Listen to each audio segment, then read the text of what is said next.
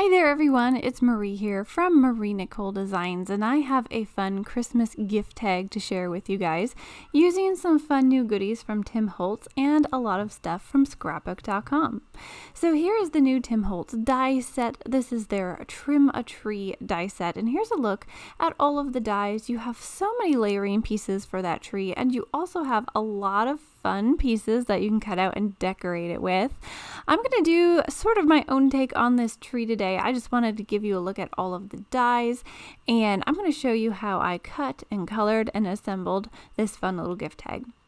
So here are my tree pieces all cut out. So for this card or tag, I am using the tree pieces and the star. I didn't go into all the detail with all of the fun trimmings and decorations for the tree, but you absolutely can. You can use all of those pieces and just really glam it up there with the fun decorations that are included in this die set. So as you can see, all of these little pieces layer on top of each other. There are little guide lines that are etched into the paper as you run it through your die cutting machine. That really helps you line everything up. So I love how it makes it so simple and easy to use. And I love how dimensional this tree is. I love that the little edges can kind of still curl up a little bit, and it looks like a really fun dimensional tree. Now this is actually a really large tree. Also, it fits pretty much the whole length of a 4 1/4 by 5.5 card. The tag that I'm using today is a little bit taller than my A2 size cards, and it just fits on it. So it is a big tree. It will fill the front of a card if you're doing an A2 size card, or I think it would look really fun on a slimline card because it's so tall. But as you can see, I am coloring my tree here. I'm using Uncharted, Uncharted Mariner. That's right. I'm trying to read it on the screen there. I know the name, it just escaped my brain for a second. Uncharted Mariner, and this color I'm going on top of it with is Iced Spruce. So I'm going with a bluish tree today. I'm thinking of all of those pines up in the mountains during winter time. They just have a bluish tint to them, and I think they're so gorgeous and pretty. So we're doing a wintry bluish tree today using iced pine or iced spruce, I think, and Uncharted Mariner. I cannot remember my ink color names today, but I am blending those together on all of the layers, and all of the layers are like what you see right here. It's got some blue on the bottom, and it's got that iced spruce on top. Now I'm showing you the distress tags that I'm using. These are Tim Holtz distress tags, and I am adding some ink to those as well. I'm doing Stormy Sky on here, and I'm also going to go ahead and add some darker colors as well. But I'm starting with my lightest color, and I'm just giving an even application over the whole tag here. I won't make you sit here and watch me ink blend every surface of this tag because I think you get the general idea of how ink blending works. I'm using some Scrapbook.com ink blending tools with some of those foam blenders, and I'm getting some ink on my ink blending tool, starting off of the tag and in circular motions, just blending it on, and you're going to get a really nice smooth application. And if you find that you're not getting a smooth application, then just keep blending, because sometimes that ink does spread out into your paper and it'll look a little bit smoother when you come back to it. And go back and forth between the colors that you're using because they will blend together. So I've got that tag blended. I was checking to see how my tree fits on there, and our little kitty had to check as well. He likes to come sit on my desk and bat at all of my supplies and play with my things, which is amusing but also frustrating when I come back and I can't find things because they've been knocked onto the floor. But he's really entertaining, and we all love him in our house.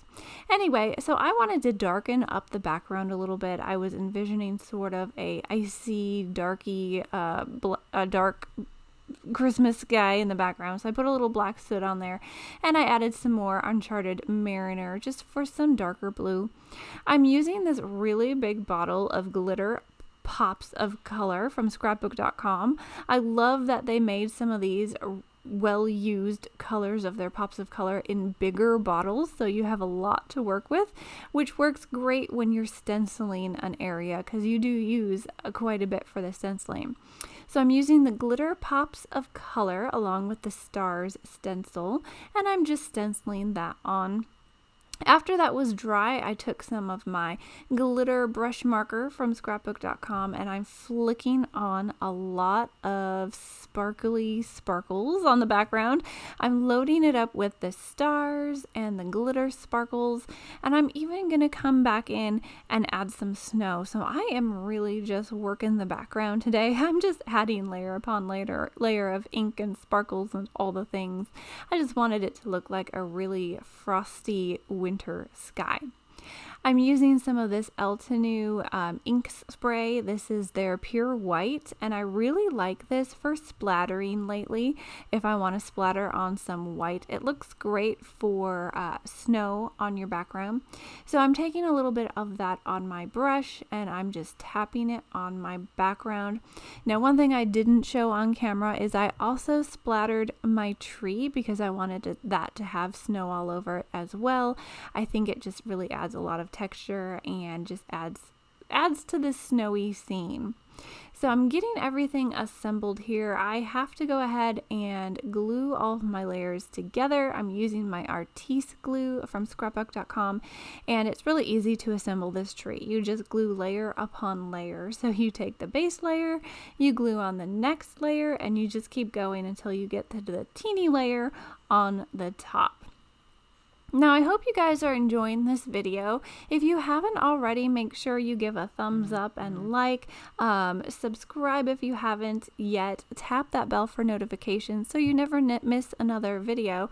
And if you have any questions or comments, please leave them down below. We always love to hear what you're thinking and what you're creating. If you have any ideas on how you would use this die set, let us know and share with your fellow crafters.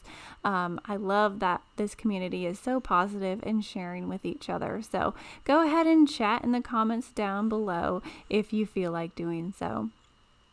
I'm just adding the layers one on top of the other, and here's our kitty again. He is always interested in what I am doing. He likes to come over and sniff and bat at everything and just generally be fun and get into trouble. But like I said, my kids absolutely love him. Our dog even loves him. They like to kind of play around together. So he has really just fit in with our family here, and just a fun little kitty. All right, I'm putting the top layer onto our tree here, and you can see how fun it is, how dimensional it is. I just love this whole tree. I love that you can glue the top part down and leave the bottom part unglued so it curls up a little bit and it really gives a lot of dimension. I just think it looks beautiful. So my tree is all assembled. I wanted to cut out some simple letters here with the Festive alphabet die set from Scrapbook.com and just put the word joy on the front. I have some different stamps and Christmas things that I could have stamped a longer sentiment, but sometimes I think it's fun just to put a simple word or a simple sentiment on your card and just really let the design speak for itself. I also really love these festive letters. They're just so ornamental and they look great on your Christmas cards or birthday cards or anything. I love the little swirly accents that some of those letters have, like the Y there. It's actually really beautiful and really stunning. So I cut it out of some silver cardstock in keeping with all of the colors in the color scheme of this gift tag. I went ahead and I glued it down with that Artis glue. I also cut out the star with the same silver paper, and I'm gluing those pieces together. Again, these dies have little guidelines that you can match up all of the pieces where they go, and it makes it really user friendly. So I'm going to go ahead and glue this little star on the top of my tree, and I think at this point I was kind of thinking the tree looks a little bit Seussical, like Dr. Seuss, if you ever seen some of his trees. I don't know, maybe that's just me, but I really love it. So there is my tree, and to finish it off, I am just going to bedazzle it with all of these shimmering jewels. I love these. These are silver and crystal ones. I decided to put one on the star there, and I'm just going to decorate my tree with all of these jewels. So you have the dies in the die set that you can cut out and layer and make your own little baubles and ornaments for this tree, but you can also go ahead and dress it up with your sequins and your rhinestones and anything that you have in your drawer. Really, I think it just looks really fun and really shiny. I really wanted to keep with the blues and the silvers and just all the shiny things for this card, so I think using these little jewels kept it all in the same color palette and had a cohesive look.